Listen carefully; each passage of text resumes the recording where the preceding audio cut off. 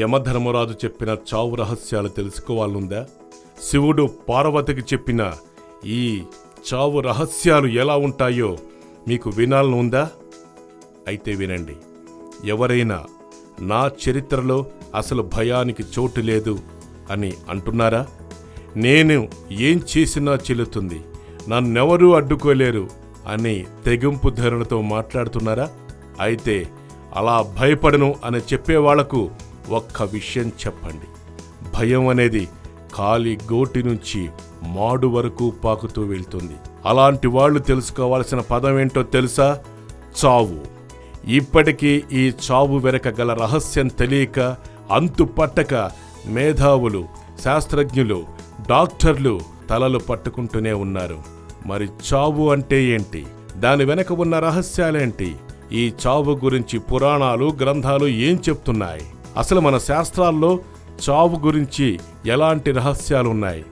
అవేంటో ఇప్పుడు మనం తెలుసుకుందాం. ఒక మనిషి మరణించిన తర్వాత ఏం జరుగుతుంది? చావు రహస్యమేంటి? ఈ విషయాలన్నింటినీ కేదార్నాథ్ వెళ్లే దారిలో పరమేశ్వరుడు పార్వతీదేవికి వివరించి చెప్పారు. అవన్నీ యమధర్మరాజు చెప్పినట్లు హిందూ పురాణ గ్రంథాలు చెప్తున్నాయి.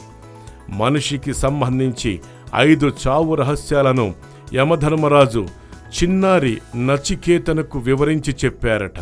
పార్వతీదేవికి పరమేశ్వరుడు ఏం చెప్పాడో వాటిని ఆచరించమని శివుడు యమధర్మరాజుకు ఆదేశించారట. ఆ చావు రహస్యాలు యమధర్మరాజు నచికేతకు వివరించారు. ఆ రహస్యాలు ఇప్పుడు మీకోసం అందిస్తున్నాను. 1వది, ఓంకార స్వరూపంలో మనిషి హృదయంలో బ్రహ్మ నివసిస్తాడు. ఇంకా 2వది, మనిషి చనిపోయినా అతని ఆత్మ మాత్రం చావదు. దేహానికి ఏమి జరిగినా ఆత్మ ఏమీ చేయలేదు. 3వది, ఆత్మకు జననం లేదు, మరణం లేదు.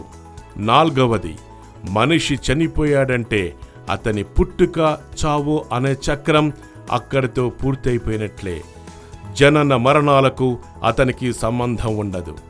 అతను సాక్షాత్తు బ్రహ్మతో సమానం. యమధర్మరాజు చెప్పిన ప్రకారం 5వ రహస్యం అత్యంత ముఖ్యమైనది. అదేమిటంటే, దేవుణ్ణి నమ్మిన మనుషులు చావు తర్వాత ఆత్మగా మారి ప్రశాంతత కోసం చూస్తారు.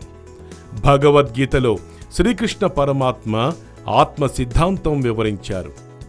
ఆత్మకు నాశనం లేదు, ఆయుధాలతో వధించబడదు, అగ్ని చేత దహించబడదు, నీరు చేత తడపబడదు, గాలి చేత ఆపబడదు అని శ్రీకృష్ణ పరమాత్మ వివరించారు.